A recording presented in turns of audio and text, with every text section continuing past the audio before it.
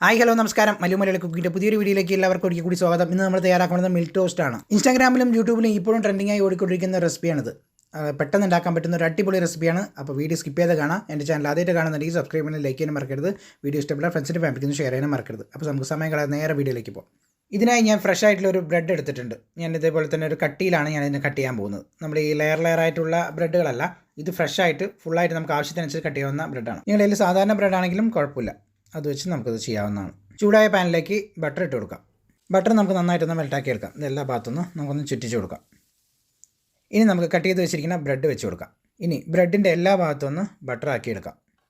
ബ്രെഡിന് നമുക്ക് തിരിച്ചും മറിച്ചും എല്ലാ സൈഡിലും എല്ലാ ഭാഗത്തേക്കൊന്ന് ബട്ടറൊന്ന് നമുക്കൊന്ന് ഇതേപോലെ ഒന്ന് ആക്കി കൊടുക്കാം. തീ ഒരു മീഡിയം ടു ലോ ഫ്ലെയിമിൽ വെക്കാൻ പ്രത്യേകം ശ്രദ്ധിക്കുക, കാരണം നമ്മൾ ബ്രെഡ് ആയതുകൊണ്ട് പെട്ടെന്ന് കരിഞ്ഞു പോകാൻ സാധ്യതയുണ്ട്. ഓക്കെ, ഇനി ഇതിൻ്റെ മുകളിൽ കൂടെ പാൽ ഒഴിച്ച് കൊടുക്കാം. ഞാനിവിടെ അരക്കപ്പ് പാലാണ് എടുത്തിരിക്കുന്നത്. അത് ഞാൻ കുറച്ചായിട്ടാണ് ഒഴിച്ച് കൊടുക്കുന്നത്. നമുക്കത് ബ്രെഡ് വലിച്ചെടുക്കുന്നതിൻ്റെ ആ ഒരു രീതിക്ക് അനുസരിച്ച് നമുക്ക് പാൽ കുറേശ്ശായിട്ട് ഒഴിച്ച് കൊടുക്കാം.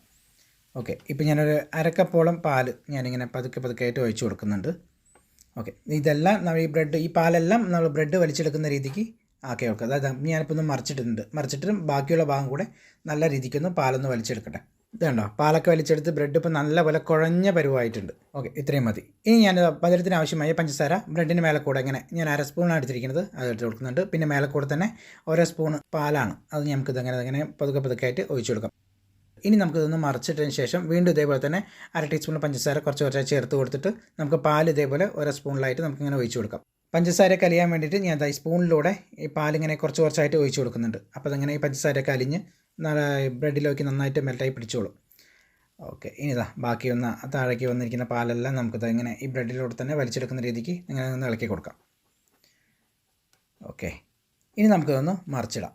നമ്മുടെ ഈ മുകൾ ഭാഗം ഒന്ന് ഒരു 10 സെക്കൻഡ് നേരത്തേക്ക് നമുക്ക് ഫ്രൈ പാനിലിട്ടൊന്ന് ഈ ഭാഗം കൂടെ നമുക്കൊന്ന് ചൂടാക്കി എടുക്കാം. പതുക്കെ നോക്കണം, കാരണം നമ്മൾ ഈ കുതിർന്നിരിക്കുന്നതുകൊണ്ട് നമ്മൾ എടുക്കുമ്പോൾ സൂക്ഷിച്ച് വേണം എടുക്കാൻ.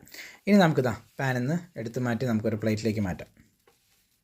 ഇനി ബ്രെഡിൻ്റെ മേലെ കൂടെ കുറച്ച് പീനട്ടാണ്, അത് നമുക്ക് കട്ട് ചെയ്തിട്ട് ഇത് മേലെ കൂടെ ഒന്ന് ഇട്ട് കൊടുക്കുന്നുണ്ട്. കയ്യിലുണ്ടെങ്കിൽ ഇട്ട് കൊടുക്കാം, ഇല്ലെങ്കിൽ സ്കിപ്പ് ചെയ്യാവുന്നതാണ്. ഇനി ഞാൻ കുറച്ച് ഉണക്കമുന്തിരി ഇട്ട് കൊടുക്കുന്നുണ്ട് മേലെ കൂടെ. ഇനി കുറച്ച് ബദാം ചീകിയതാണ്, അത് നമുക്കൊന്ന് മേലെ കൂടെ ഒന്ന് ഇട്ട് കൊടുക്കാം. അങ്ങനെ പെട്ടെന്ന് ഉണ്ടാക്കാൻ പറ്റുന്ന മിൽക്ക് ടോസ്റ്റ് ഇവിടെ റെഡി ആയിട്ടുണ്ട്. വളരെ എളുപ്പമല്ലേ ഇതുണ്ടാക്കാൻ? കുട്ടികൾക്കും മുതിർന്നവർക്കും ഒരുപോലെ ഇഷ്ടപ്പെടുന്ന അടിപൊളി റെസിപ്പിയാണിത്. ഇതുപോലെ ഒരിക്കലെങ്കിലും ഉണ്ടാക്കി നോക്കാൻ മറക്കരുത്. ഇതേപോലെ വേറൊരു രീതിയിൽ ഞാൻ ബ്രെഡ് ടോസ്റ്റിൻ്റെ ഒരു റെസിപ്പി വീഡിയോ ഉണ്ടാക്കിയിട്ടുണ്ട്. അതിൻ്റെ ലിങ്ക് ഞാനിവിടെ ഡിസ്ക്രിപ്ഷനിൽ കൊടുത്തേക്കാം, കാണാൻ മറക്കരുത്. ഇതുപോലെ നിങ്ങളൊന്ന് ഉണ്ടാക്കി നോക്കിയിട്ട് അഭിപ്രായം എന്ത് തന്നെയാണെങ്കിൽ ഒന്ന് കമൻറ്റ് ചെയ്യാൻ മറക്കരുത്. വീഡിയോ എല്ലാവർക്കും ഇഷ്ടപ്പെട്ടെന്ന് വിചാരിക്കുന്നു. ഇഷ്ടപ്പെട്ടാലും ഇല്ലെങ്കിലും ഫ്രണ്ട്സിനെ ഫാമിലിക്കൊന്ന് ഷെയർ ചെയ്യാനും മറക്കരുത്. ഞാൻ മുമ്പ് പറഞ്ഞ പോലെ എൻ്റെ ചാനൽ ആദ്യമായിട്ട് കാണുന്നുണ്ടെങ്കിൽ സബ്സ്ക്രൈബ് ചെയ്യാനും ലൈക്ക് ചെയ്യാനും മറക്കരുത്. പുതിയൊരു റെസിപ്പി ആയിട്ട് അടുത്ത വീഡിയോയിൽ കാണാം. താങ്ക്